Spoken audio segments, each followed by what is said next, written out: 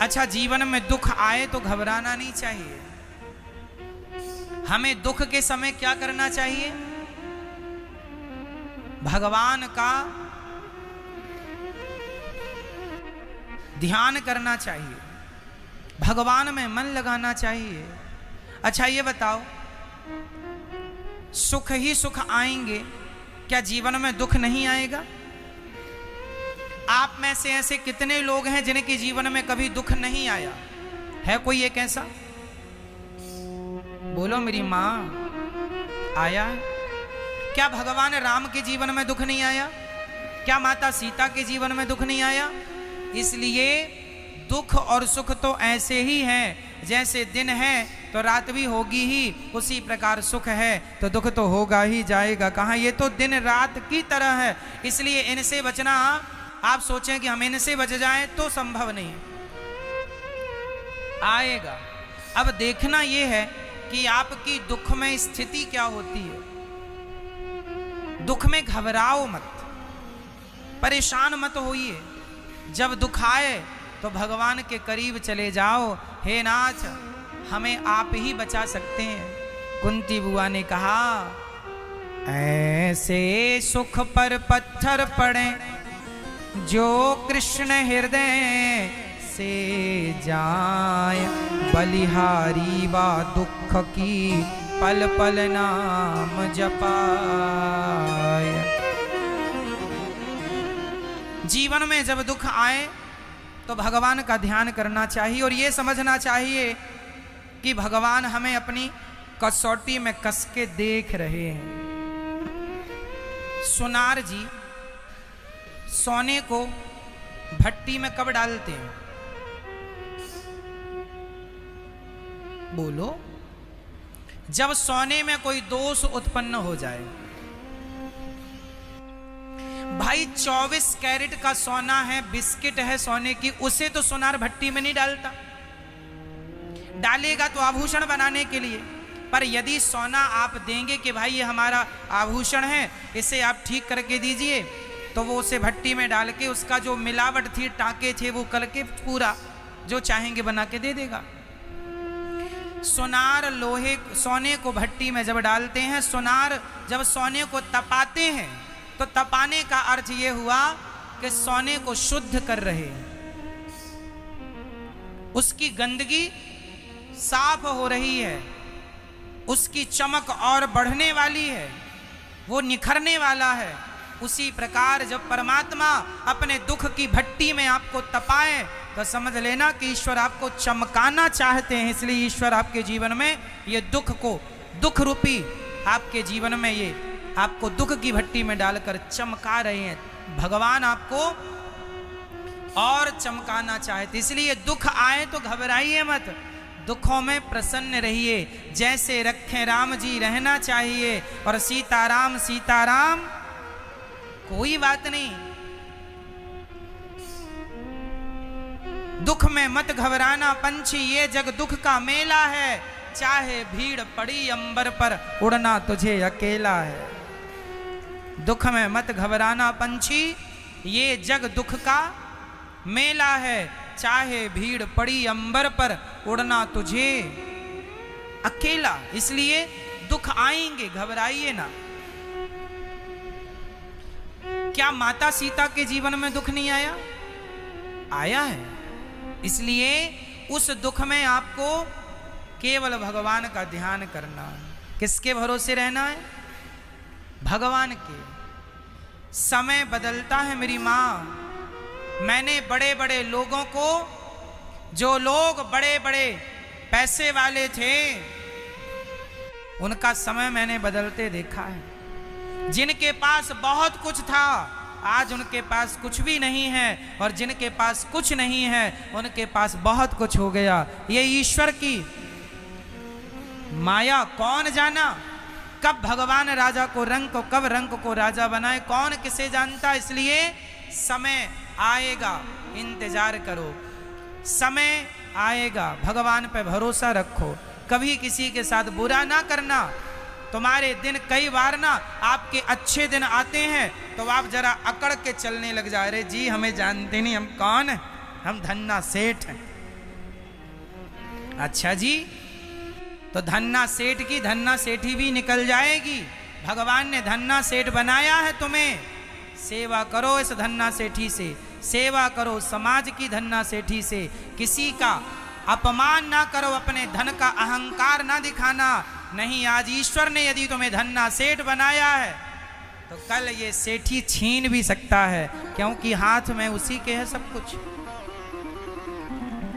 इसलिए धन मिले तो धर्म करना।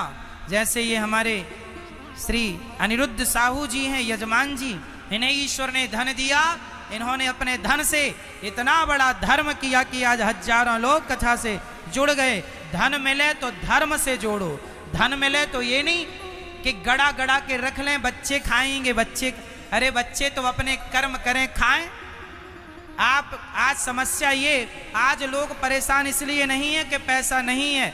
अरे आपको तो खूब भगवान ने दिया है, दाल रोटी खाने के लिए सबके पास है। आज लोग परेशान पेट भरने के लिए नहीं है, आज लोग तिजोरियां भरने के लिए परेशान हो रहे हैं। तिजोरियां कैसे भरें? पेट तो भगवान सबका, भूखा कोई सो नहीं रहा, सबका पेट भगवान भरते हैं। तुम दुखी क्यों हो? तिजोरियां भरने के कारण। तुम्हें लगता है हमारी औलाद क्या खाएगी, बच्चे बच्चे क्या? अरे भाई तुम अपना खाओ, अपना आनंद से जो कमाया है उसका धर्म में लगाओ। बच्चे अपना कमा के खाएंगे। हर आदमी अपना भाग्य लेके पैदा होता है। जब परमात्मा ने पेट दिया है तो खाने को रोटी भी देगा। इसलिए चिंता नहीं, चिंतन। जिस परमात्मा ने पेट दिया है वो पेट भरने की व्यवस्था भी। आज मझौली में ऐसे ऐसे लोग भी हैं जिनके पास महीने का 10 लाख रुपए आता है, 1 करोड़ भी आता है। ऐसे लोग भी हैं। और ऐसे लोग भी हैं जो महीने के 10,000 कमाते हैं। और ऐसे लोग भी हैं जो महीने में ओनली 1,000 कमाते हैं। और ऐसे लोग भी हैं जो महीने का 1 रुपये भी नहीं कमाते। अब मुझे ये बताओ, महीने का 1 रुपये ना कमाने वाला और महीने के 1 करोड़ कमाने वाला, क्या दोनों भूखे मर रहे हैं? यदि महीने का 1 करोड़ कमाने वाला दाल रोटी खा रहा है तो जो महीने में 1 रुपये भी नहीं कमाता, परमात्मा उसे भी भूखा नहीं मरने दे रहा है। क्योंकि पालनहार तो ईश्वर, पेट सबका वही भरता। बताइए जी, कोई भूखा मर रहा है? अजगर करे न चाकरी, पंछी करे न काम, दास मलूका कह गए सबके दाता। इसलिए अहंकार ये ना हो कि मैं कर रहा हूं, मैंने ये किया। माता कुंती ने कहा प्रभु विपत्ति दे दो। कन्हैया ने कहा विपत्ति क्यों?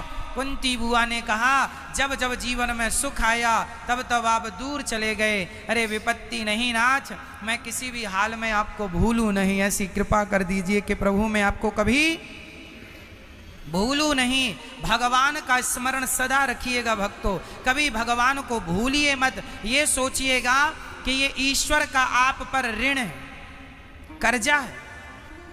परमात्मा ने आपको इतना कुछ दिया है तो उस परमात्मा की सेवा करना हम सबका परम धर्म है। इसलिए कई लोग चिंता में हैं। एक सेठ ने अपने मुनीम से कहा जरा देखो तो मेरी पूरी प्रॉपर्टी कितनी है। सेठ ने पूरा हिसाब लगा के बताया 10 दिन के बाद महाराज आपके पास इतना धन है कि आपकी 8 पीढ़ी बैठी बैठी खाएगी तो खत्म नहीं होगा। कितनी पीढ़ी? 8 पीढ़ी। तो सेठ जी रोने लगे। क्यों रो रहे हैं? बोले 9वीं पीढ़ी का क्या होगा। तो आज लोग 9वीं पीढ़ी के लिए परेशान हैं। 8 तो खा लेगी, 9वीं क्या करेगी? इसलिए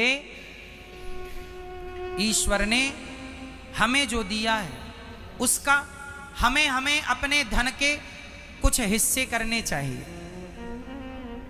कितने हिस्से बताओ? धन के कितने हिस्से होने चाहिए? 4। धन के कितने हिस्से? 4। कौन कौन? 100 रुपए कमाओ तो 100 रुपए के 4 भाग करो। 25 25 25 25।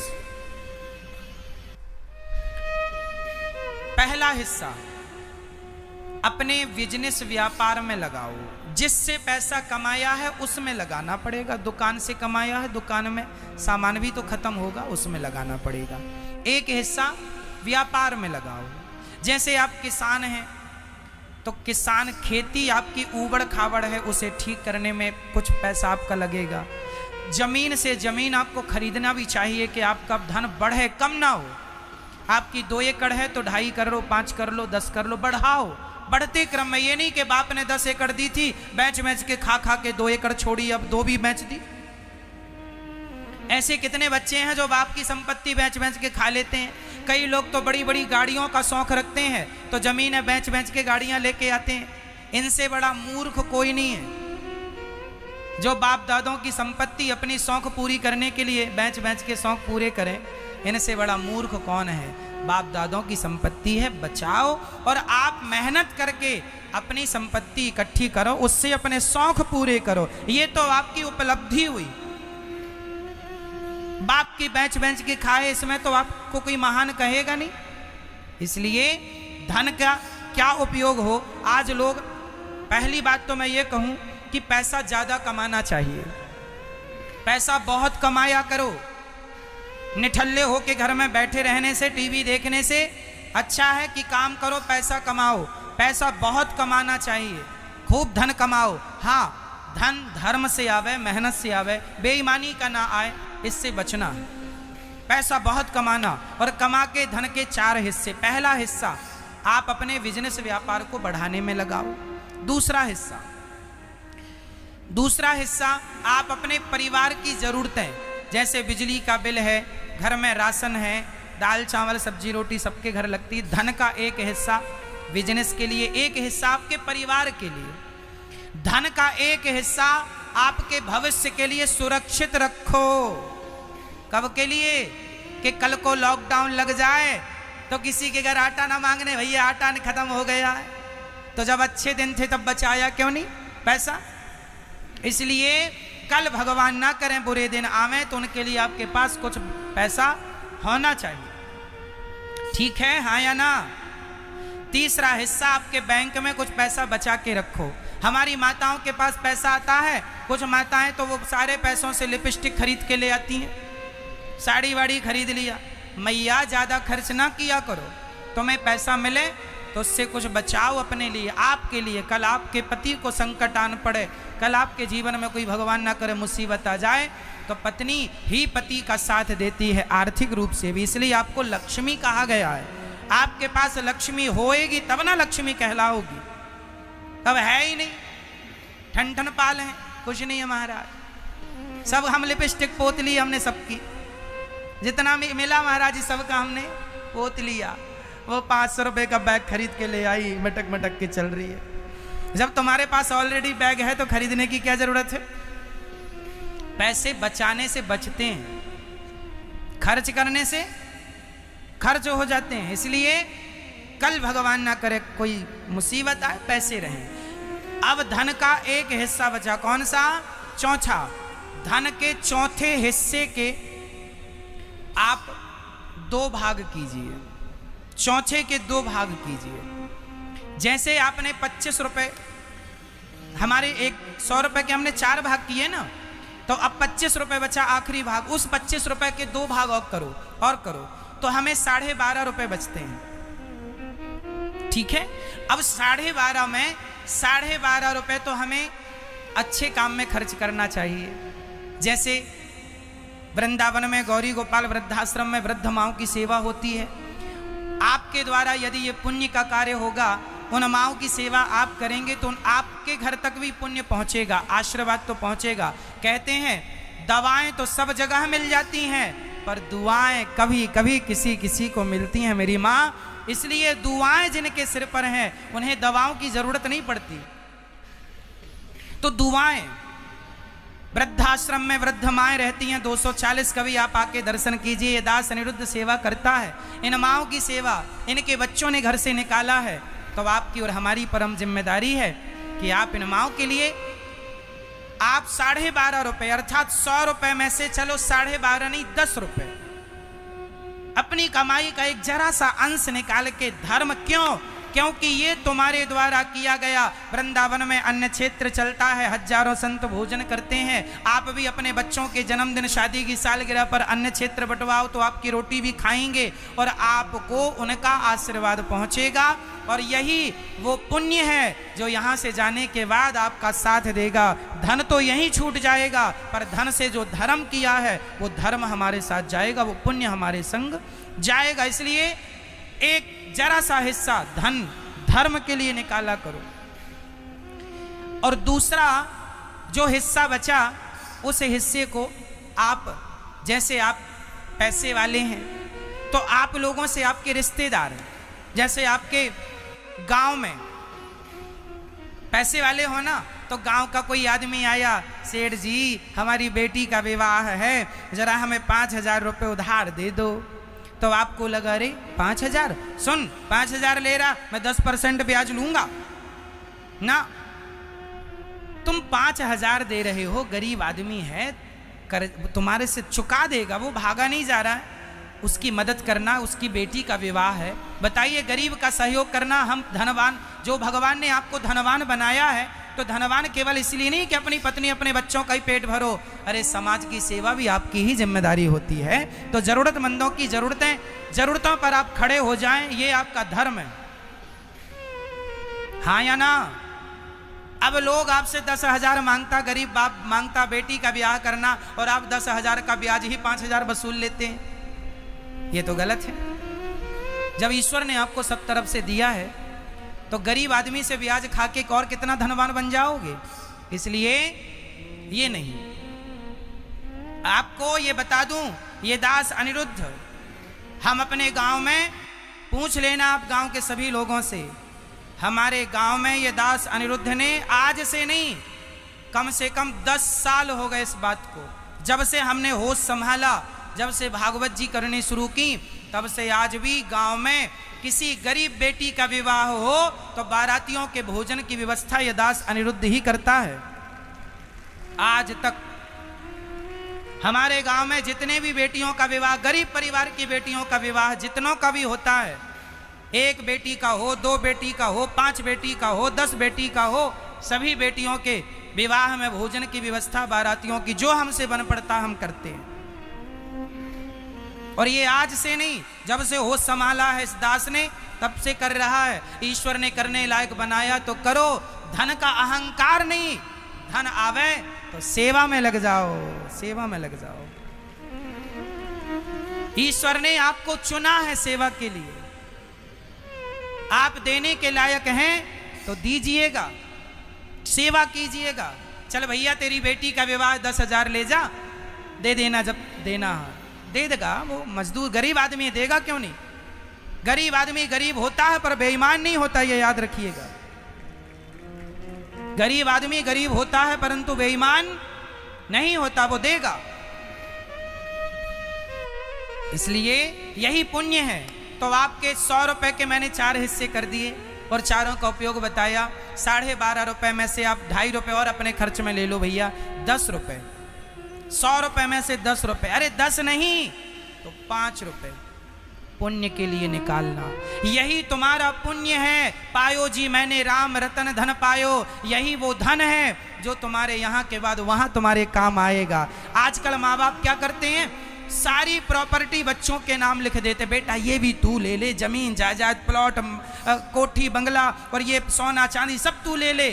और अब जरा गांव में भागवत हुई, जरा दान करना बेटा, जरा 1100 रुपए दे दो, जरा 21,000 दे दो, हम एक वृद्ध माँ को गोद ले ले, हमारी भी रोटी वृद्ध माँ खाएगी। तो बेटा बोलता अरे इतना दान करोगे, 21,000, करोड़ों का लेके गटक गया, उसका नहीं।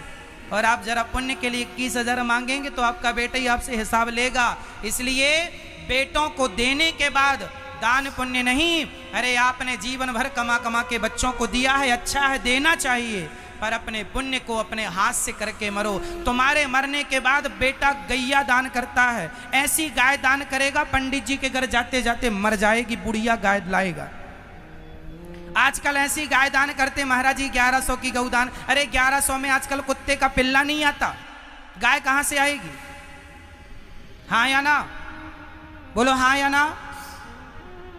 तुम्हारे बच्चे तुम्हारे मरने के बाद 13 ब्राह्मण बुलाते हैं तेरे ही खाने के लिए, और 13 ब्राह्मणों को भी 11-11 रुपए देते हैं।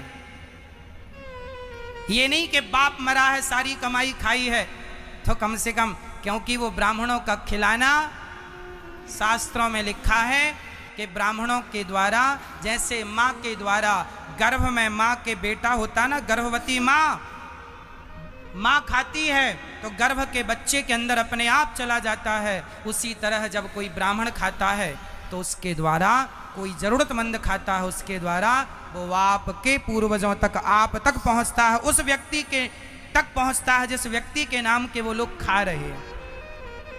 इसलिए 13 में 13 ब्राह्मण खिलाते हैं। ज़्यादा खिलाओ अच्छा है, पर कम से कम 13 तो हो, फिर लोग समाज भी खिलाता है, सब खाते हैं। क्यों? कि इनके खिलाने का पुण्य उस आत्मा को मिले जो अभी तक थे, मर गए।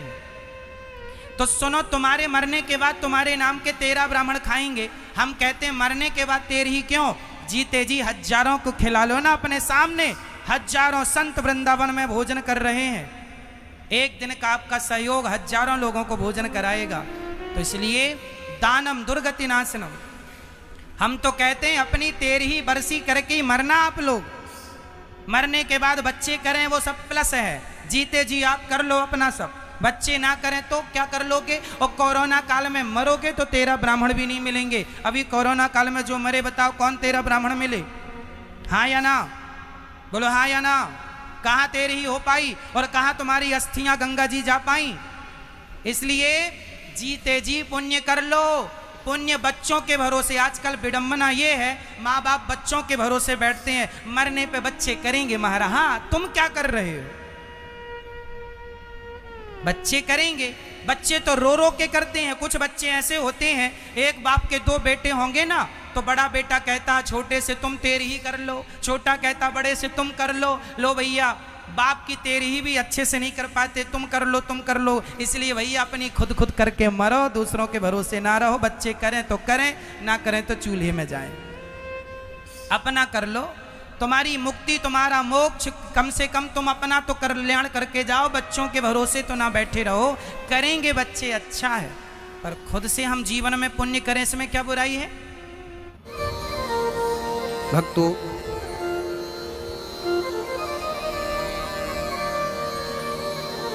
कथा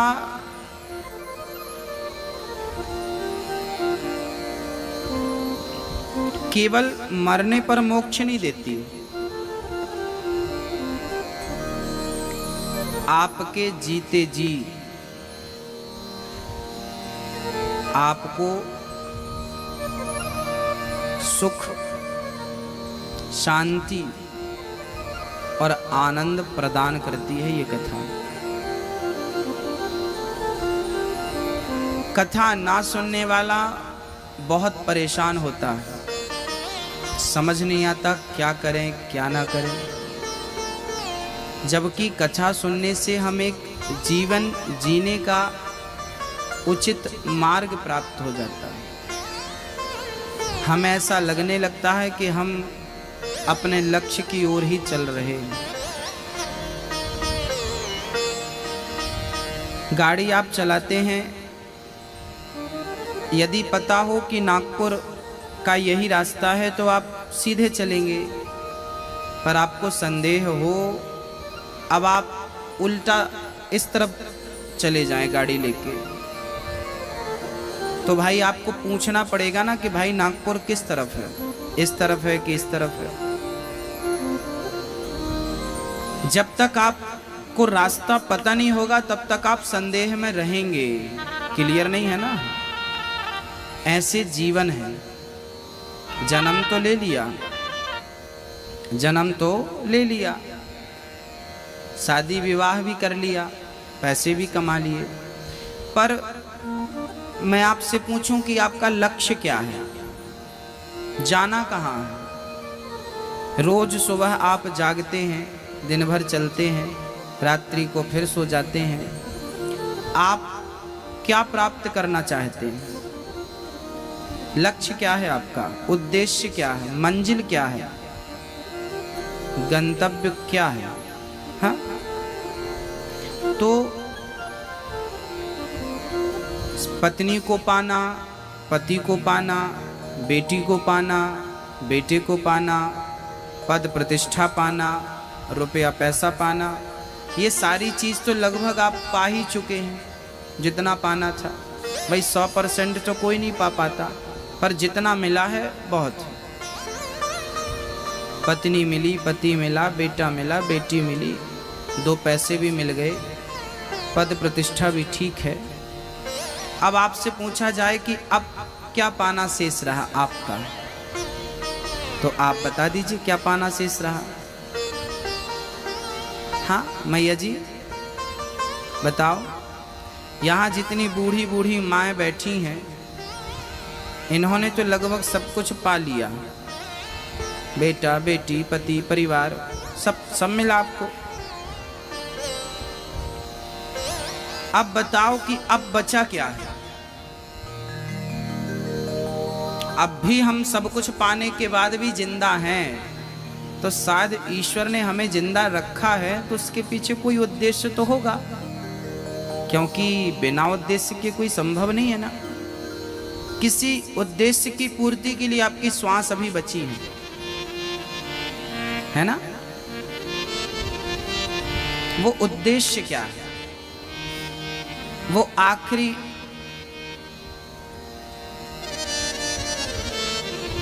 मंजिल है जहां पहुंचना है सबको। वो आखिरी प्राप्ति है ईश्वर की, है ना मैया जी। सब कुछ आपने लगभग पा लिया, क्या बचा। बस एक कन्हैया को ईश्वर को प्राप्त करना बाकी है। बाकी लगभग आप जितने बैठे हैं सब कुछ पा लिया आप लोगों ने। एक आम इंसान की जरूरत होती कितनी है, 4 चीजों की जरूरत होती है एक आम इंसान को, रोटी कपड़ा मकान, चौथी शिक्षा, है ना। रोटी कपड़ा और मकान, चौथी है शिक्षा। ये 4 चीजें आपके पास हैं। रोटी भी होगी, भूखे तो नहीं होंगे, कपड़ा भी है तन ढकने को, मकान भी होगा अपना खुद का, छोटा ही सही पर है तो ना, है कि नहीं। और शिक्षा भी है आपके पास, पढ़े लिखे भी हैं आप लोग, बच्चे भी आपके पढ़ रहे हैं, सब समझदार है। अब सब तो पा लिया, क्या बचा है। केवल उसे पाना रह गया है जिसने हमें बनाकर संसार में भेजा है। उसने हमें इस संसार में भेजा इसलिए है कि जाओ इस, देखिए हुआ क्या है, आपने कभी लुका छिपी का खेल खेला कि नहीं। बचपन में खेला होगा, खेलते हैं ना। हम छिप जाएं, आप ढूंढो, फिर आप छिपिए, हम ढूंढते हैं। बचपन में खूब खेला, पहला ये, दूसरा ये, तीसरा ये, है ना। हम लोग भी भगवान के साथ एक खेल खेल रहे हैं, या ये कहें कि वो हमारे साथ एक खेल खेल रहे हैं। कौन सा? वही लुक्का छिपी का।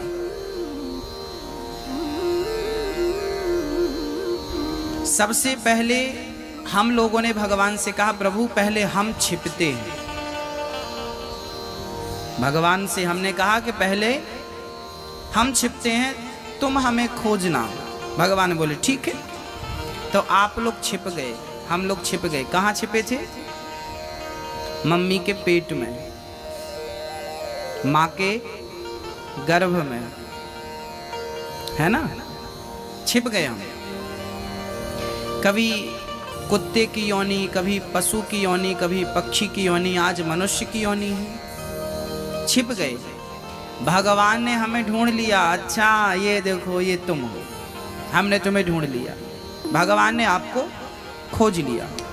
अब भगवान बोले अब हमारी बारी, अब हम छिपते हैं, तुम खोजना। ठीक है। अब भगवान छिप गए। अब हमारा नंबर है, हमें खोजना पड़ेगा। अब खोजिए।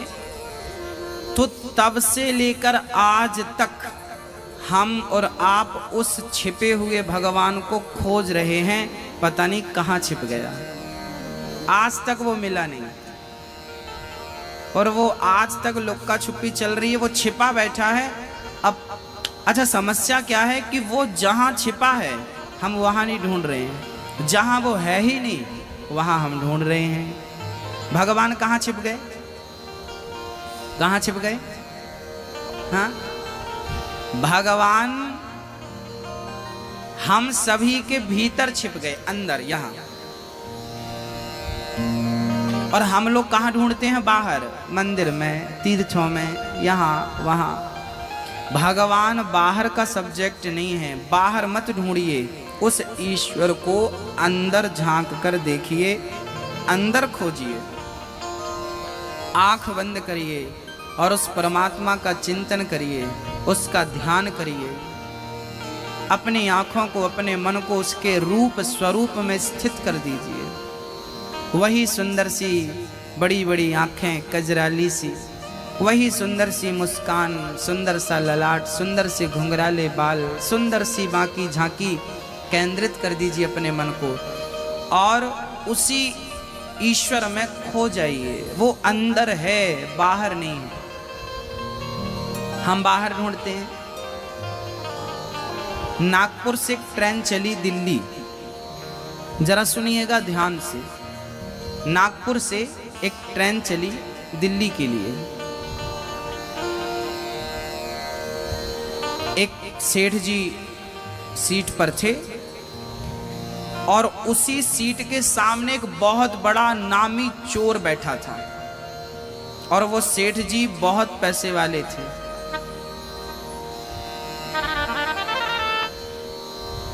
अब वो चोर बैठा था।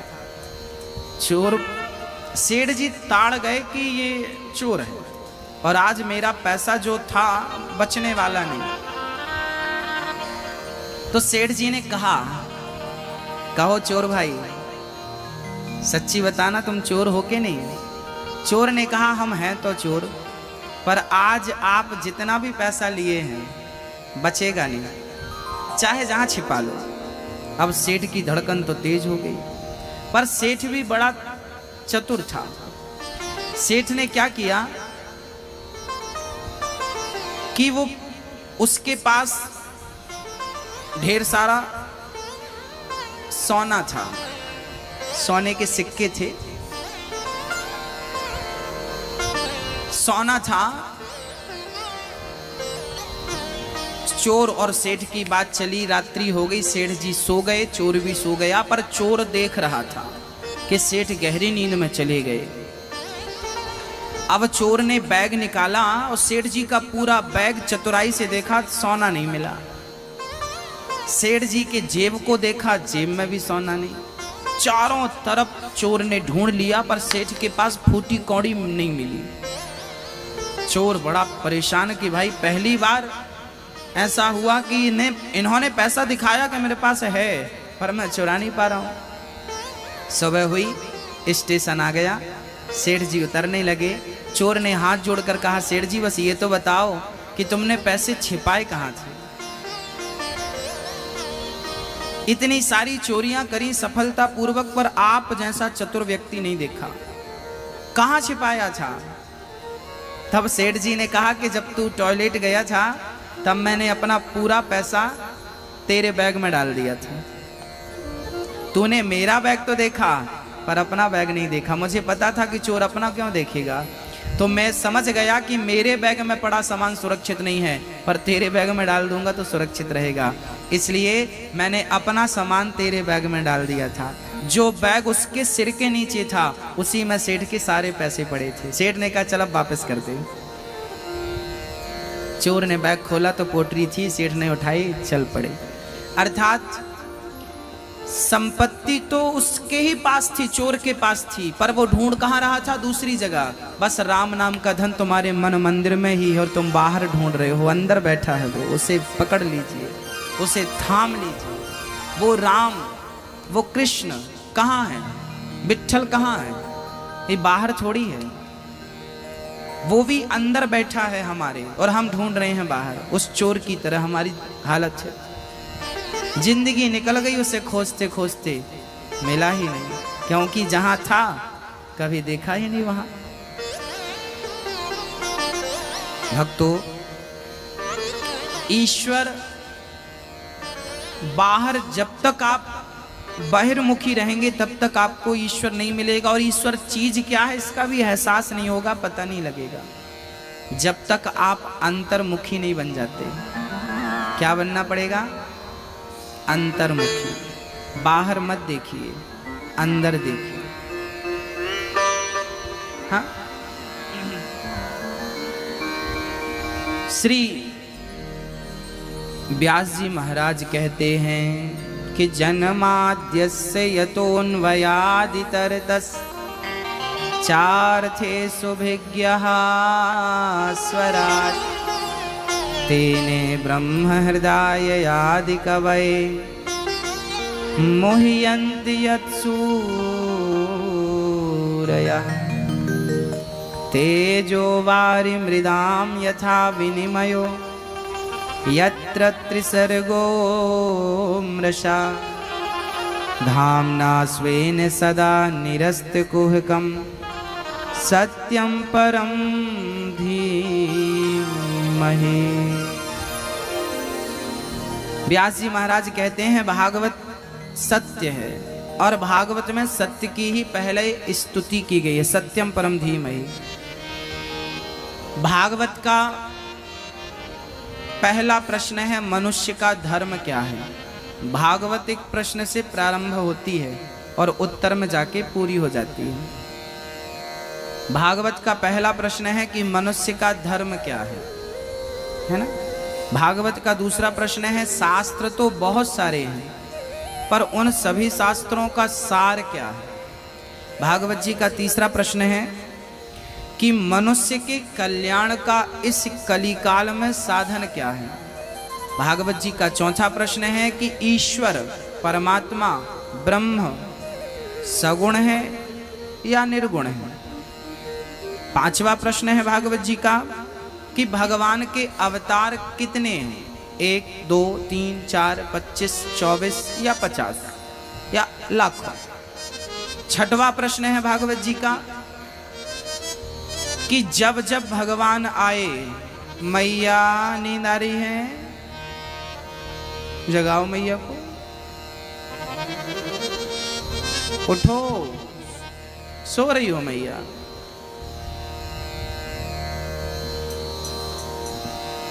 भगवान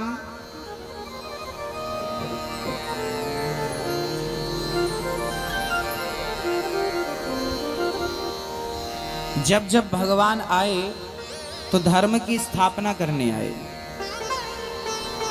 परित्राणाय साधूनां विनाशाय च दुष्कृतां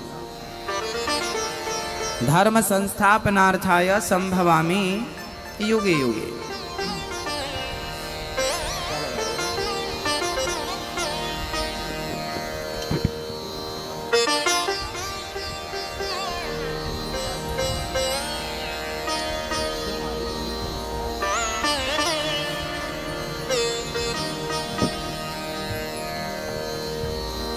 राधे।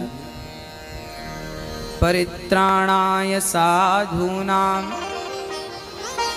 विनाशाय च दुष्कृतां धर्म संस्थापनार्थाय संभवामि युगे युगे। हाँ, भगवान जब जब आए तो धर्म की स्थापना करने आए, सत्य को बचाने आए। भगवान आए तो सत्य बचा, धर्म की स्थापना हुई। अब प्रश्न ये है कि जब भगवान चले गए तो धर्मा कम शरणम गता, धर्म कहाँ चला गया, सत्य धर्म कहाँ गया। अब सूत जी इन प्रश्नों का उत्तर देते हैं, सुनो।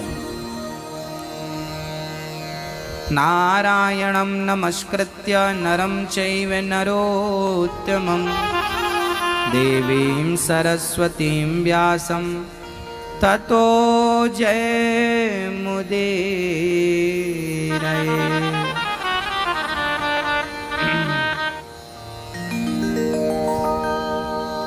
भागवत के पहले प्रश्न पर सूत जी ने प्रकाश डाला। मनुष्य का धर्म क्या है? हाँ, तो आप में से कितने लोग मनुष्य हैं? पहले तो ये कंफर्म करा दो हाथ उठा के। जो मनुष्य हैं वो हाथ उठाएं अपना।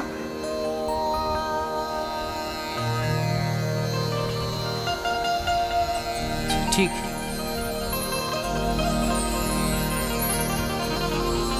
भाई आप सोना खरीदने जाते हैं तो पूछ लेते हैं असली है ना? कितने कैरेट का है पूछ लेते हैं। 24 कैरेट। अच्छा, 24 कैरेट का सोना असली सोना होता है। बिस्किट होती है ना, सिक्का होता है, वो 24 कैरेट का होता है। और जो आभूषण बनते हैं उनमें थोड़ी मिलावट करनी ही पड़ती है टांके लगाने के लिए। वो कैरेट डाउन हो जाता है, 23 कैरेट हो जाता है। और ज़्यादा मिलावट करेंगे तो 22 बचेगा, और मिलाएंगे तो 21 बचेगा, और मिलाएंगे तो 20, और मिला देंगे तो 10 ही बचेगा। जितना मिलाते जाएंगे उतनी शुद्धता माइनस होती जाएगी, कम होती जाएगी। बस ये बात आपसे इसलिए कह रहा हूं ताकि आप समझ पाएं। आपने हाथ उठाया कि हम मनुष्य हैं, तो अब मैं आपसे पूछूंगा कि आप कितने कैरेट के मनुष्य हैं? 24 कैरेट के हैं, 20 कैरेट के हैं, 15 कैरेट के हैं, 10 कैरेट के हैं, 5 कैरेट के हैं, या 2 के हैं? सोने में तांबा पीतल मिलता है, और हम मनुष्यों के अंदर काम, क्रोध, लोभ, मोह, बुराइयां, निंदा, चुगली, मत्सरता, क्या क्या नहीं मिलता। इतनी सारी मिलावट हो गई है आजकल इंसानों में कि इंसान की जो शुद्धता होती है बिल्कुल समाप्त होने की स्थिति में। मनुष्य जैसे दिख रहे हैं आप लोग, पर मनुष्य उसे कहते हैं जिसके अंदर मनुष्यता है। मनुष्य जैसा दिखना पर्याप्त नहीं है। रावण सीता को चुराने गया था तो क्या बन के गया था? बताइए, क्या बन के गया था? हाँ, क्या? साधु। रावण सीता को चुराने गया था, क्या बन के गया था? साधु बन के गया था।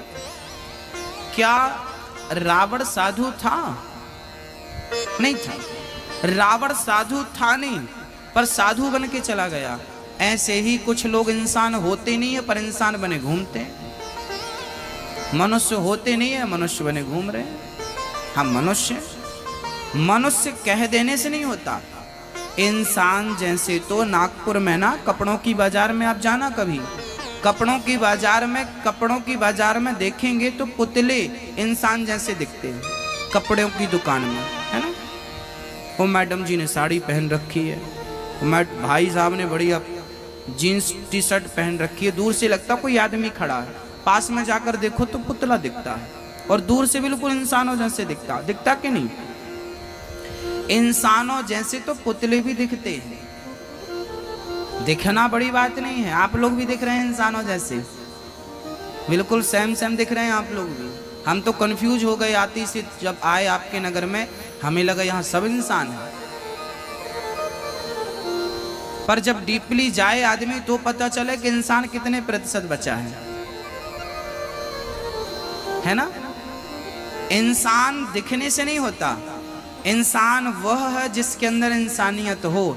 मिलावट शुद्ध सोना 24 कैरेट का, जिसके अंदर काम ना हो, क्रोध ना हो, लोभ ना हो, अहंकार ना हो, वो 24 कैरेट का इंसान हो सकता है। जिसके अंदर मिलावट होती है उसका कैरेट गिरता जाएगा। अब आप अपनी आत्मा से पूछ के बताओ कि आपके अंदर कितनी मिलावट और आप कितने प्रतिशत शुद्ध हैं। क्या आपको गुस्सा नहीं आता? क्या आपको अहंकार नहीं आता? क्या आपके अंदर लोभ नहीं है? क्या आपके अंदर काम वासना नहीं है? क्या आपके भीतर अहंकार नहीं है? क्या आपके अंदर निंदा बुराई करने की आदत नहीं है? कितनी बुराइयां हैं, एक दो हो तो मैं गिनाऊं। सोने में तो एक ही धातु का टांका लगता है, यहां तो कितने टांके लगे हैं। कितने टांके। बताओ कितने कैरेट के हो मैया जी? बताओ आप कितने कैरेट के हो, ये बताओ। 10, 20, 25 क्या?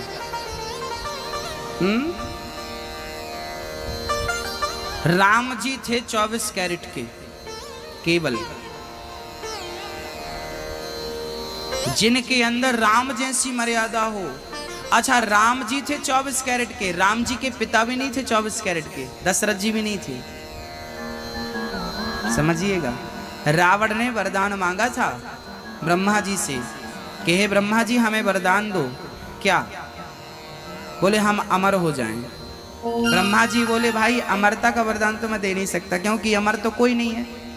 तो रावण बोला फिर हम 2 लोगों के हाथ मर जाएं ऐसा वरदान दो। किसके हाथ में मरना चाहते हो? या तो मनुष्य या तो बंदर। ब्रह्मा जी बोले तथास्तु। किसी ने कहा रावण तो कितना मूर्ख है। बोले क्यों? इतना सस्ता वरदान मांग लिया, मनुष्य के हाथ मर जाएगा, कोई भी मनुष्य टपका देगा तुझे। इतने सारे मनुष्य नागपुर में भरे पड़े। प्रसाद कॉलोनी में इतने पुरुष हैं, कोई भी टपका देता रावण को। पर रावण बोला मैं चतुर हूं, 10 खोपड़ी है मेरी, मैं चतुर हूं। मैंने वरदान मांगा है कि मैं मनुष्य के हाथ मरूंगा। रावण बोला आज से मैं किसी को मनुष्य रहने ही नहीं दूंगा। जब मनुष्य रह ही नहीं जाएगा तो फिर मरेगा कैसे? आज आपने देखा होगा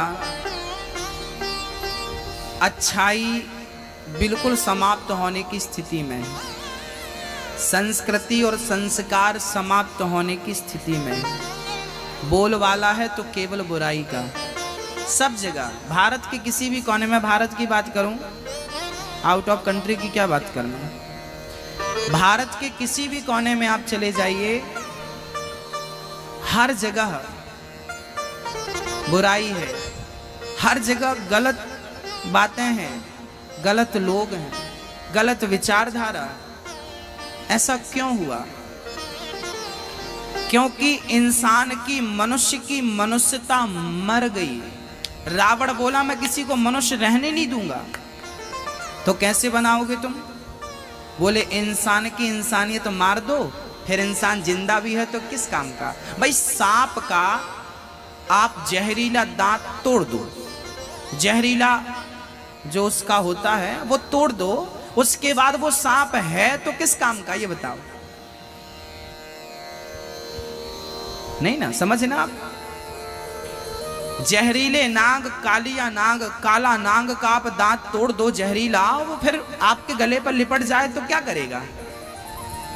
आपके बिस्तर पे आ जाए तो क्या करेगा? कुछ दम है उसमें? कुछ नहीं। जैसे नाग का जहर निकालने के बाद उसकी कोई वैल्यू नहीं रह जाती, बस डराने के काम आ सकता है, ऐसे ही आज इंसान, जितने भी लोग आपको, जितने भी इंसान दिख रहे हैं, ये सारे लोग बिना जहर के इंसान हैं। इनके अंदर जो इंसानियत थी वो इंसानियत मर चुकी है, समाप्त हो चुकी है। आज का आदमी मांस खाता है,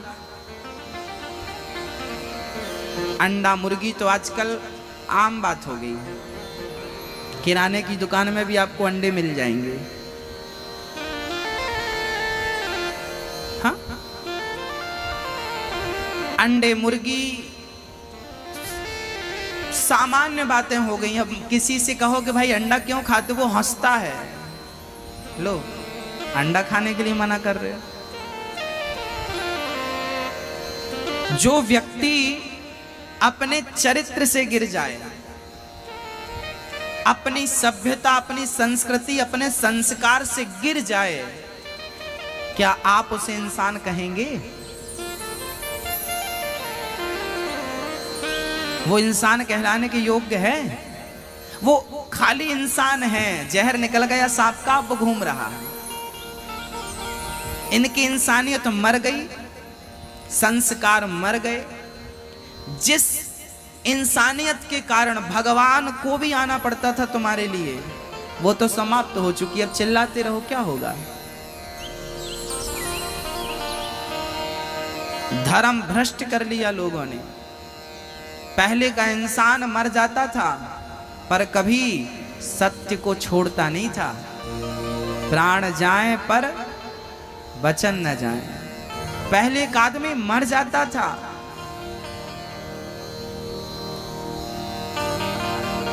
अंडा मुर्गी मांस की क्या कहे, दूध में मक्खी गिर जाती थी तो कुछ लोग थे दूध नहीं पीते थे कि भाई इसमें मक्खी गिर गई।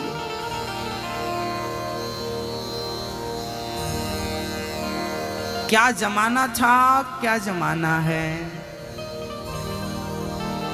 श्री नामदेव जी ने विठ्ठल भगवान के 27 बार प्रत्यक्ष दर्शन किए थे। श्री नामदेव जी ने, नामदेव जी को जानते हैं आप लोग? नामदेव जी ने विठ्ठल भगवान के 27 बार प्रत्यक्ष आमने सामने दर्शन कर चुके थे।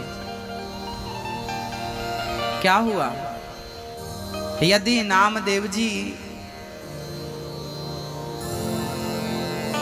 अंडा मुर्गी मांस का सेवन करते तो क्या वो भगवान से इस प्रकार मिल पाते? ईश्वर से मिलने के लिए हमें सात्विक होना पड़ेगा, बुद्धि सात्विक करनी पड़ेगी, अपने आप को अच्छा करना पड़ेगा। संस्कृति और संस्कार ये हमारी विरासत है, इन्हें बचाना पड़ेगा आपको, हम सबको। तो मनुष्य का धर्म क्या है? गोस्वामी जी कहते हैं कि परहित सरेस धर्म नहीं भाई। परहित सरेस धर्म नहीं भाई। पर पीड़ा सम नहीं आधमाई।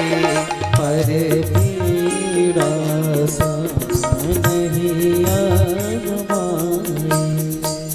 परहित सरिस, परहित लोगों की सेवा करना, लोगों का ख्याल रखना, सेवा करना, ये मनुष्य का धर्म है। धर्म न दूसर सत्य समाना। सत्य से बड़ा कोई धर्म नहीं है मेरी मां, सत्य से बड़ा धर्म नहीं है। सच्चा मनुष्य, राम जी ने 11,500 वर्षों तक राज्य किया। उन्होंने कभी एक बार भी झूठ नहीं बोला। राम जी ने पूरे जीवन काल में, अपने पूरे जीवन काल में उन्होंने एक बार भी असत्य नहीं बोला, झूठ नहीं बोला। और आप बताइए कि आपने अपने जीवन काल में कितने झूठ बोल दिए?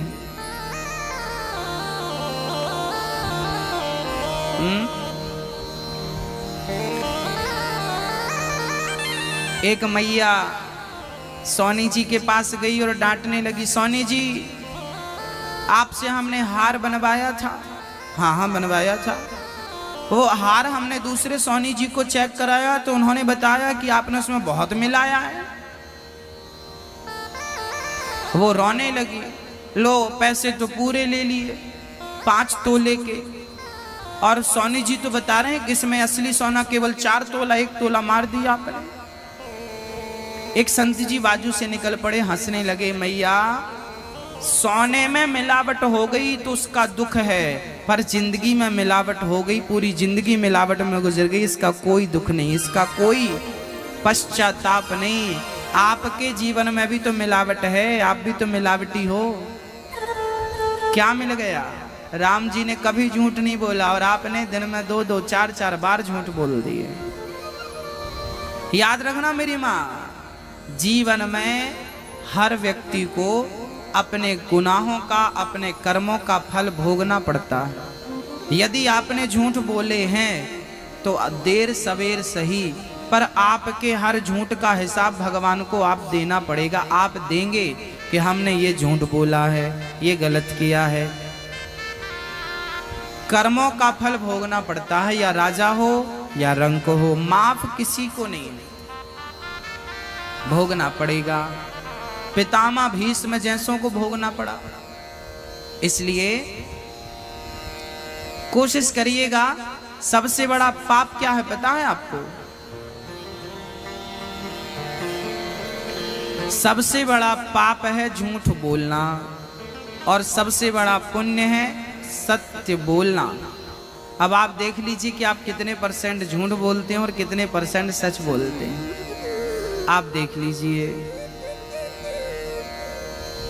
मनुष्य का धर्म है सत्य बोलना, सेवा करना। दूसरा प्रश्न था भागवत जी का, शास्त्र तो बहुत हैं, शास्त्रों का सार क्या है? बोले शास्त्रों का सार है राम नाम। सुख दोगे सुख मिलेगा, दुख दोगे दुख मिलेगा, यही सार है। जैसी करनी वैसी भरनी। मनुष्य के कल्याण का साधन क्या है? ये तीसरा प्रश्न था। साधन है मात्र भगवत नाम, भगवत कथा। ईश्वर सगुण है या निर्गुण है, ये प्रश्न था। इसका उत्तर श्री सूत जी दे रहे हैं कि भगवान सगुण भी है, निर्गुण भी है, साकार भी है, निराकार भी है। भगवान क्या है बताओ? भगवान साकार है या निराकार है? मैया जी बताइए, भगवान साकार है या निराकार है? क्या है भगवान?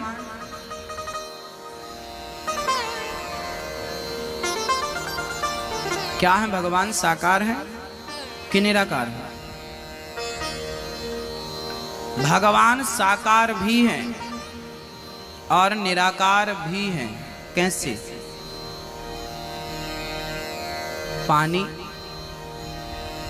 पानी निराकार होता है, उसका कोई आकार नहीं होता, परंतु वही पानी यदि फ्रिज में रख दिया जाए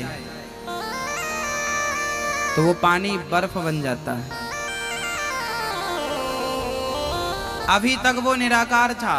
निराकार किसे कहते हैं? जिसका कोई आकार ना हो उसे निराकार कहते हैं। जिसका कोई आकार हो उसे साकार कहते हैं। तो पानी निराकार था, पर वो पानी फ्रिज में रखा गया तो वो पानी बर्फ बन गया, अर्थात उसका एक आकार निश्चित हो गया, है ना? तो जो निराकार था वही फ्रिज के समीप आया, फ्रिज की सानिध्यता पाई, तो वही निराकार क्या बन गया? साकार बन गया। ऐसे ही ब्रह्म ईश्वर निराकार है, पर वही जब भक्तों की फ्रिज में, भक्तों के प्रेम की, भाव की, श्रद्धा की फ्रिज में आता है तो वही निराकार भक्तों के लिए सगुण साकार बन करके कभी राम कभी कृष्ण बन के प्रकट हो जाते हैं। वही निर्गुण निराकार, वही सगुण साकार बनकर प्रकट हो जाते हैं। सगुण उपासक परहित निरत नीति दृढ़ ने, ते नर प्राण समान मम जिनके दुज पर प्रेम। भगवान निराकार होते हुए भी साकार है, इसलिए वो सर्व समर्थवान है। उनमें ये प्रश्न खड़ा नहीं होता कि वो ऐसे ही हैं ना। जाकी रही भावना जैसी, प्रभु मूरत देखी तिन तैसी। जो जिस भाव से भगवान को देखता है, भगवान उसी रूप में उस भक्त को दर्शन देते हैं, है ना?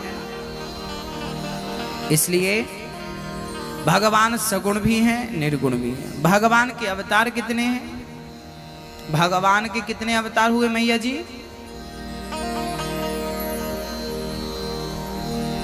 अच्छा बताओ, भगवान के अवतार कितने हैं? कितने अवतार भगवान के? बताइए, मैया आप बताओ, भगवान के अवतार कितने हैं? नहीं पता?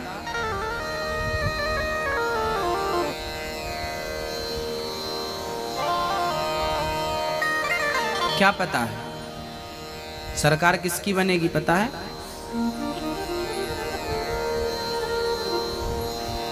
लोग अपना ज्यादा से ज्यादा समय राजनीति को देते हैं, पिक्चर को देते हैं। अभी हम आपसे पूछें कि वो फलाने पिक्चर में कौन सा हीरो और कौन सी हीरोइन है, आपको परफेक्ट याद होगा, क्योंकि आपने अधिक समय वहां दिया। आपने अपने ग्रंथों को, अपने इतिहास को समय नहीं दिया। सोचिए, आप ये भी नहीं जानते कि आपके भगवान के अवतार कितने हैं और कौन सा अवतार किस लिए हुआ, ये भी आपको जानकारी कम लोगों को है, जबकि ये नॉर्मल जानकारियां सबको होनी चाहिए। आप भगवान से प्यार करते हैं कि नहीं? हाँ या ना? तो जिससे प्यार करते हैं उसकी सारी बातें जानकारी होनी चाहिए कि नहीं? ऐसे ही वाला प्यार है, सच्चा वाला थोड़ी है, कच्चा वाला है, कभी भी टूट जाएगा, पक्का वाला नहीं है। भगवान के 24 अवतार हैं। 24 अवतार में 23 अवतार हो चुके हैं। इसी कलयुग में एक अवतार और होगा जिसे कल्कि अवतार कहेंगे। कौन सा अवतार? कल्कि। 23 अवतार कौन कौन से हैं? नारायण, नारद, हरि, कपिल देव, श्री राम, हंस, हयग्रीव, मोहिनी, दत्तात्रेय, नरसिंह, वामन, व्यास जी, ऋषभ देव, कौमार, यज्ञ पुरुष, धन्वंतरी, बुद्ध, कल्कि अवतार, पृथु राजा, 12 पुनि, कृष्ण चंद्र भगवान, परशुराम, मत्स्य, कमठ, पद्म पुराण प्रमाण। भगवान के सबसे पहला अवतार है सनकादि, सनक, सनंदन, सनातन, सनत कुमार। हाँ, ये भगवान ब्रह्मचारी के रूप में थे। दूसरा अवतार हुआ भगवान का बाराह, पृथ्वी की स्थापना और हिरण्याक्ष के मर्दन के लिए भगवान ने अवतार लिया था। तीसरा अवतार है नारद जी। नारद जी भक्ति का प्रचार करते थे, नारायण नारायण का कीर्तन करते हुए। चौथा अवतार था नर नारायण। ऐसे भगवान के 24 अवतार। हर अवतार के पीछे एक एक उद्देश्य, अनेक उद्देश्य थे। भक्तों, व्यास जी महाराज ने 17 पुराण लिखे। पुराण कितने होते हैं? पुराण कितने होते हैं? हमारे पुराण कितने हैं बताओ? कितने? हाँ, कितने बताइए, पुराण कितने होते हैं? नहीं पता? कितने? 17 नहीं, 18 पुराण। 18 पुराण होते हैं। कल भी हमने बताया था, आज पुनः याद दिला दी आपको। 18 पुराण, 17 पुराण व्यास जी ने लिख दिए थे। फिर भी मन खिन्न था, उदास था। तब नारद जी ने कहा था कि आप 18वां पुराण लिखो, श्रीमद् भागवत महापुराण, तब आपका कष्ट दूर होगा। नारद जी ने कहा, मैं पिछले जन्म में दासी पुत्र था। मेरी माँ घर घर बर्तन धुलती दासी थी। एक दिन मेरे गांव में कुछ संत आए, मैंने संतों की खूब सेवा की। संत सेवा का बड़ा अच्छा फल मिला। संतों ने मुझे मंत्र दिया, ओम नमो भगवते वासुदेवाय।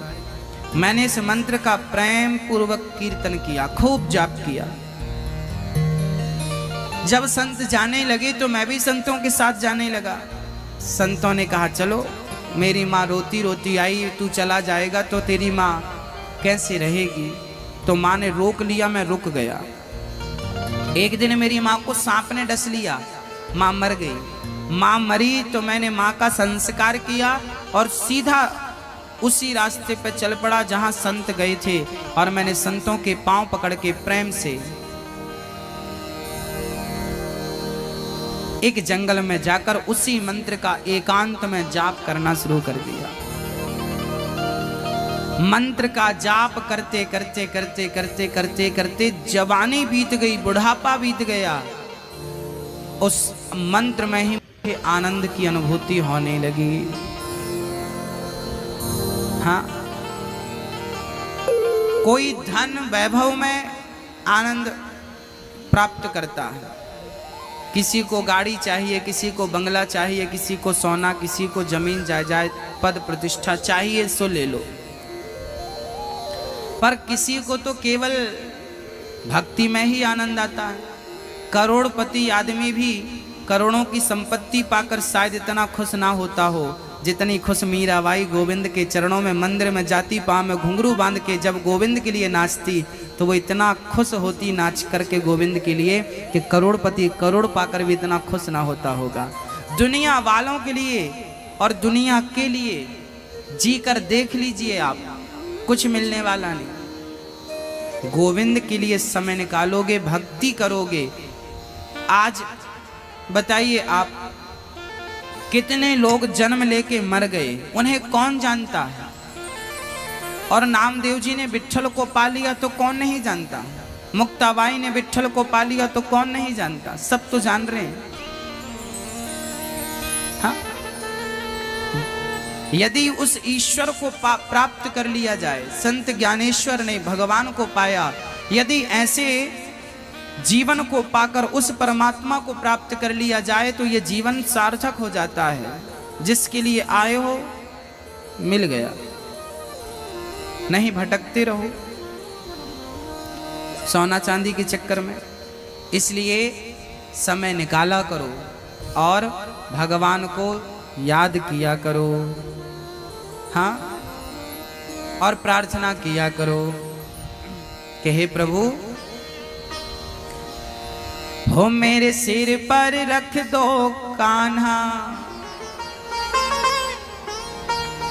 मेरे सिर पर रख दो कान्हा, अपने ये दोनों हाथ, देना हो तो दीजिए जन्म जन्म का साथ। प्रभु अब तो कृपा कर दीजिए, बना रहे तेरा प्यार।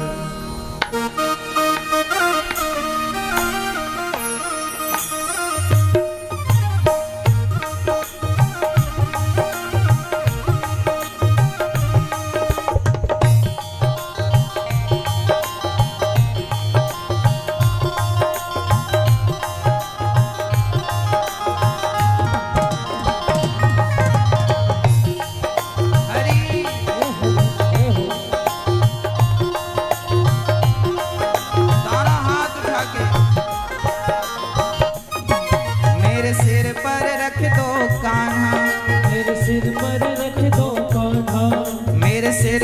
रख दो कान्हा, मेरे सिर पर रख दो कान्हा, अपने ये दोनों हाथ, देना हो तो, अरे देना हो तो, देना हो तो दीजिए जन्म जन्म का साथ, देना हो तो दीजिए जन्म जन्म का साथ। प्रभु अब तो कृपा कर दीजिए, बना रहे तेरा प्यार। अब तो कृपा कर दीजिए, बना रहे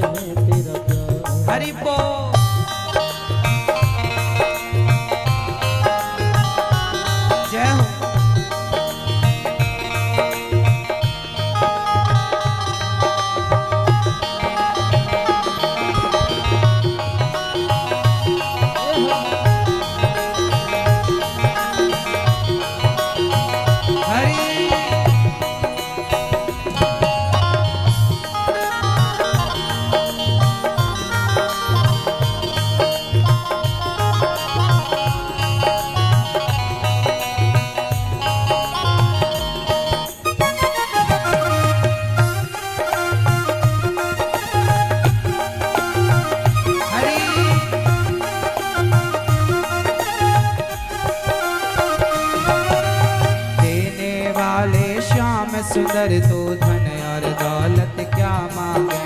देने वाले श्याम सुंदर धन और दौलत क्या मांगे। श्याम प्रभु से मांगे तो फिर नाम और इज्जत क्या मांगे। श्याम प्रभु से मांगे तो फिर नाम और इज्जत क्या मांगे। मेरे जीवन में अब कर दे, मेरे जीवन में अब कर दे, तो कृपा की बरसा देना हो तो दीजिए जन्म जन्म का साथ। देना हो तो दीजिए जन्म जन्म का साथ।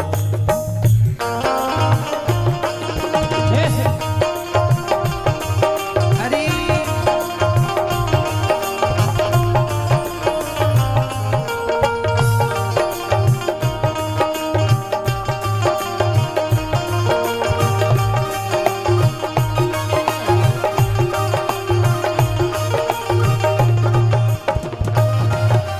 श्याम तेरे चरणों की धूली धन दौलत से महंगी है।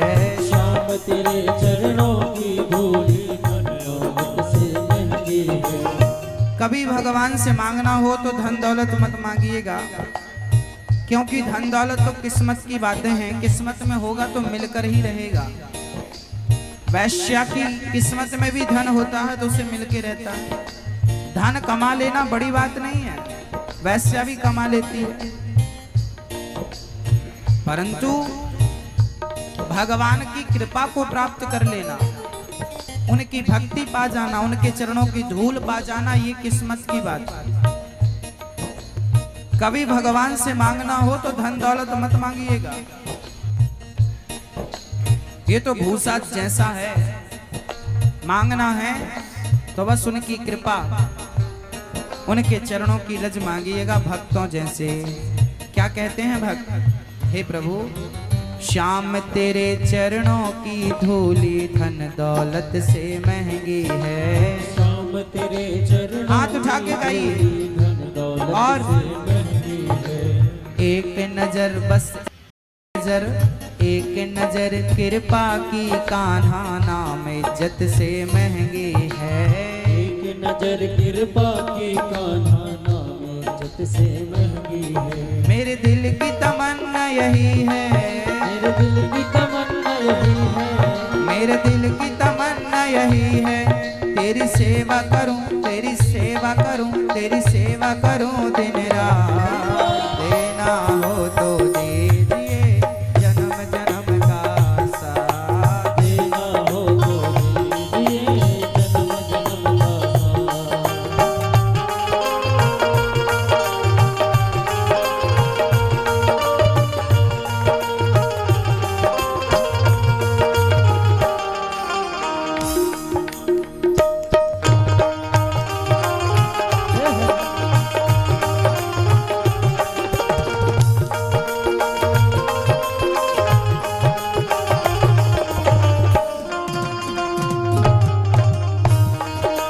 हरि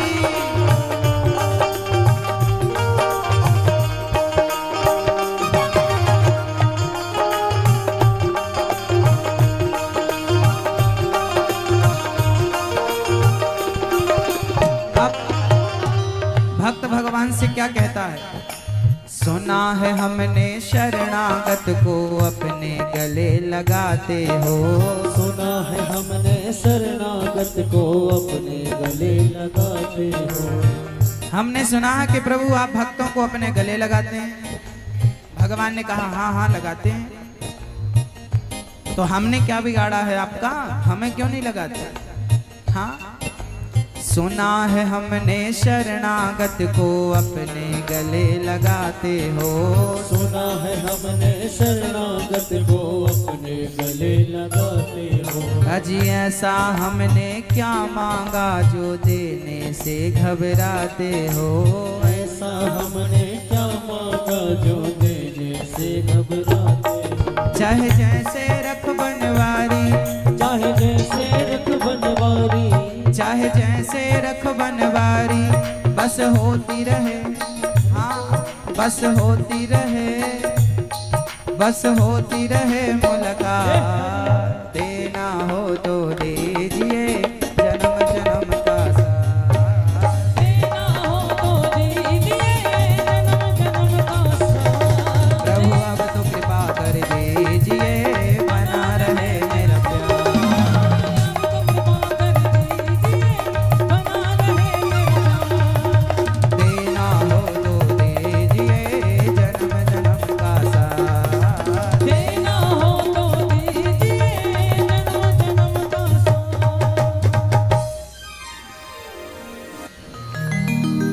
अब तो कृपा कर दीजिए, बना रहे तेरा प्यार। हे प्रभु, भगवान से प्रार्थना यही करिए कि आपका हाथ मेरे सिर पे बना रहे, कृपा का हाथ। दुनिया की हर चीज पाई जा सकती है अपनी मेहनत से, हर कामयाबी पाई जा सकती है, परंतु ईश्वर को अपनी मेहनत से नहीं पाया जा सकता। ईश्वर तो अकारण प्राप्त होते हैं, बस उन्हें याद करते रहो, करते रहो, करते रहो, पता नहीं कब उनकी दृष्टि पड़ जाए। वो स्वतंत्र कृपा है, कब किस पर हो जाए कोई नहीं जानता। भक्तों, नारद जी महाराज ने पूरी आप बीती सुनाई कि मैं क्या था, क्या हो गया।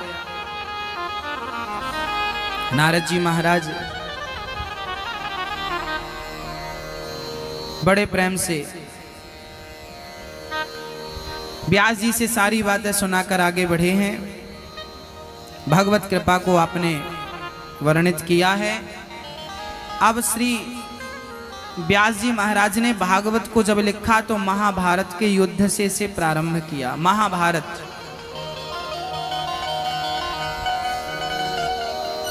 महाभारत का युद्ध दो लोगों में हुआ था। किस किस में? सत्य और असत्य के बीच ही तो था।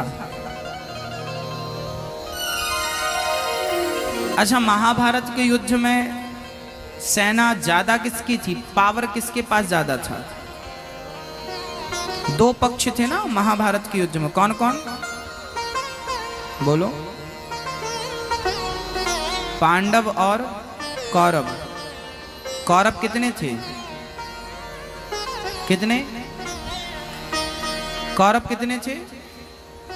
100। पांडव कितने थे? 5।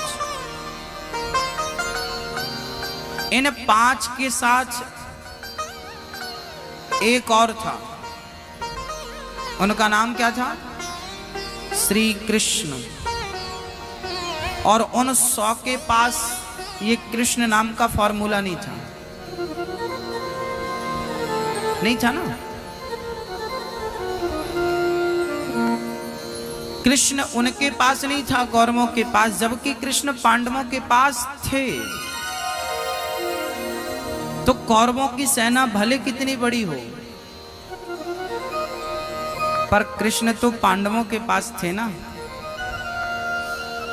आप बताओ कौन युद्ध जीतेगा? जिसके साथ कृष्ण खड़ा है वो, या जिसके साथ कृष्ण नहीं खड़ा वो? जीत किसकी होगी? अखिल ब्रह्मांड नायक ईश्वर, जिसकी पलक झपकते ही प्रलय हो जाए, जिसने ये प्रकृति, ये ब्रह्मांड बनाया, वो परमात्मा जिसके साथ खड़ा हो जाए तो उसे कौन पराजित करेगा? कितनी सेना है आपके पास, बनी रहे ना। पूरी दुनिया की ताकत एक तरफ और भगवान की कृपा एक तरफ, क्या बिगाड़ेगा कोई उसका, जिसके सिर पे हाथ गोविंद का हो। इसलिए दुनिया का बल पाकर लोग बलवान नहीं होते। बोले प्रेम का बल, भक्ति का बल, विश्वास का बल पाकर, गोविंद की कृपा का बल पाकर ही अपने आप को बलवान समझना चाहिए। हनुमान जी इतने बलवान थे कि छलांग लगा करके समुद्र को पार कर लिया। प्रभु मुद्रिका मेली मुख माही, जलधि लांघ गए अचरज नाही। हनुमान जी लंका चले गए, मुद्रिका कहाँ रखी? मुंह में रखी। एक छलांग लगा करके हनुमान जी ने समुद्र को पार कर लिया। अब बताइए, आज कोई है इतना बहादुर कि छलांग मार के समुद्र को पार कर जाए? पर हनुमान जी ने किया। अच्छा, राम जी ने कहा कि आप तो बड़े पहलवान निकले, आपने तो छलांग मार के समुद्र को पार कर लिया। हनुमान जी बोले प्रभु ये मेरी बहादुरी नहीं है, ये मेरा बल नहीं है, ये तो आपकी कृपा है। राम जी बोले इसमें हमारी क्या कृपा है?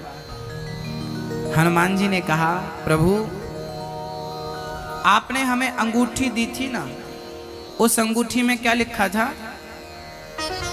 क्या लिखा था? बोलो, जोर से बोलो, और जोर से, और जोर से। राम। उस अंगूठी में बस राम लिखा था, राम नाम अंकित, अति सुंदर राम नाम अंकित था उस अंगूठी में।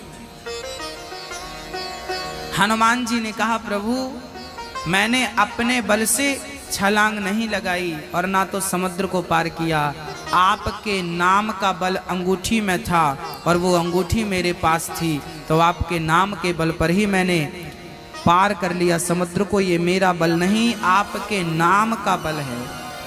प्रभु मुद्रिका मेली मुख माही, जलधि लांग गए अचरज नाही, आश्चर्य मत करिए, क्योंकि ये बल तो उस नाम का है जिस नाम के पत्थर पानी में तर गए। जिस नाम के पत्थर पानी में तर गए, अर्थात पत्थर को नाम ने डूबने नहीं दिया, तो क्या भक्त वो नाम लेकर जाए तो क्या वो नाम भक्त को डूबने देगा?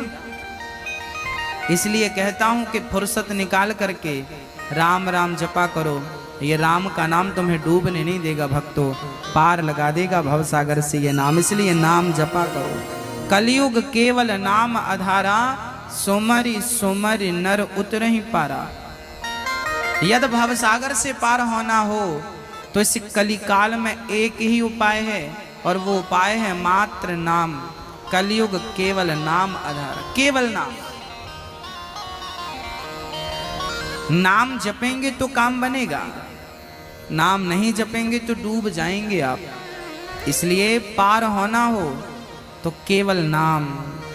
नारद जी क्या जपते थे? क्या बोलते थे? बोलो। कि नारद जी नारायण नारायण जपते थे। हनुमान जी क्या जपते थे? राम राम राम। नाम को जपा हनुमान जी ने तो देखो आज सर्वत्र पूजनीय बन गए हनुमान जी। आप लोग भी जपा करो। सास और बहू की बुराई ही करती रहती हो।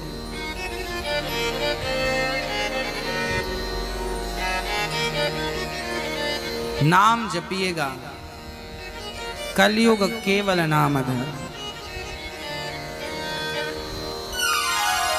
महाभारत का युद्ध हुआ, कौरव हार गए, पांडवों की विजय हो गई।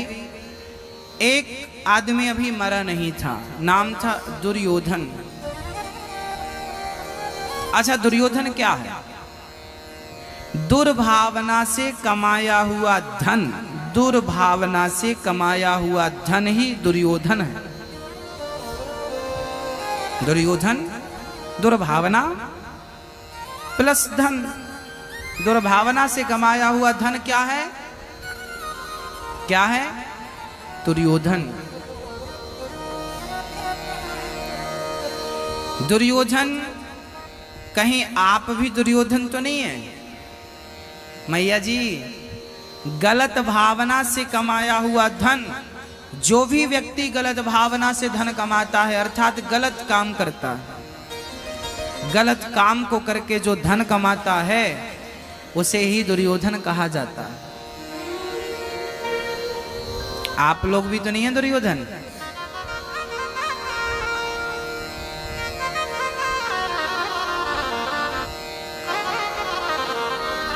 दुर्योधन अभी मरा नहीं था, सारे मर गए।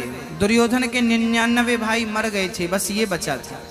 जो गलत ढंग से धन कमाता है ना, वो जल्दी मरता नहीं है, थोड़ा तड़पता है, पापों का फल भोगता है, फिर धीरे से मरता है। मौत भी जल्दी गले नहीं लगाती ना पापियों को। मौत भी पापी को देख के भागती है कि नहीं हम तेरे पास नहीं आएंगे। कोई पुण्यात्मा हो तो कई लोगों को आपने देखा होगा जल्दी मर जाते हैं, ये सब पुण्यात्मा लोग थे। जल्दी। दुर्योधन तड़प रहा था, मौत आ जाती। दुर्योधन की मौत तो नहीं आई, गुरु द्रोणाचार्य का बेटा अश्वत्थामा आ गया। कहो मित्र मैं तुम्हारी क्या मदद करूं? दुर्योधन बोला मेरी आखिरी इच्छा है कि मैं पांडवों को मरा हुआ देखूं, बस कोई इच्छा ही नहीं बची। अच्छा बुरा आदमी ना मरते मरते भी किसी का भला थोड़ी सोचता है, वो जब भी सोचेगा बुरा ही सोचेगा, अच्छा सोच ही नहीं सकता। मित्र अश्वत्थामा क्या तुम पांडवों को मार सकते हो? हाँ हाँ मार सकता हूं। रात्रि के 1 बजे अश्वत्थामा चल पड़े पांडवों को मारने के लिए। पांडवों को मारने चले, पांडव तो गोविंद की शरण में है। रात्रि के 1 बजे भगवान ने पांडवों को, देखिए अब किस प्रकार भगवान अपने भक्तों की रक्षा करते हैं।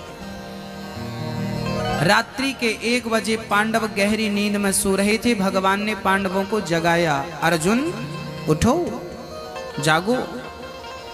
अर्जुन को जगाया, भीम भैया को जगाया। क्या हुआ केशव? भगवान समझ गए थे कि अश्वत्थामा मारने आ रहा है और भगवान अपने भक्त को मरने कैसे देते। जगाया, कहा चलो दूसरी जगह चलते हैं, आपके जीत की लोग खुशियां मना रहे हैं और आप सो रहे हैं। भगवान ने पांडवों को उठाकर दूसरे शिविर में सुला दिया। खाली बिस्तर देखकर द्रौपदी के 5 बच्चे आकर उसी बिस्तर पर उसी जगह पर सो गए। द्रौपदी के 5 बेटे थे, हर पांडव से एक एक, अर्जुन का एक, भीम का एक, नकुल सहदेव का, युधिष्ठिर का एक एक बेटा। उन 5 बच्चों को पांडव मान करके अश्वत्थामा ने 5 का सिर कलम कर दिया, सिर काट दिया और मार करके अश्वत्थामा चल पड़ा। मित्र दुर्योधन देख तेरे दुश्मनों को मैंने मार डाला, ये रहे उनके सर। दुर्योधन ने ध्यान से देखा, वो पांडव नहीं थे। पहले तो खुश हुआ कि पांडव मर गए, फिर दुख हुआ कि ये पांडव पुत्र हैं। उसी क्षण दुर्योधन की मृत्यु हो गई। दुर्योधन को वरदान था कि तुम्हें पहले खुशी होगी और तुम्हें बाद में दुख होगा, उसी समय तुम्हारी मृत्यु होगी। तो पांडव मर गए, ये बात सुनकर खुशी हुई, और ये पांडव नहीं उनके पुत्र हैं, ये बात सुन के दुख हुआ। दुर्योधन को मारने के लिए द्रौपदी के 5 बच्चों को मरना पड़ा। हाँ मरना पड़ा। हानि कोई नहीं टाल सकता। भक्तों याद रखना,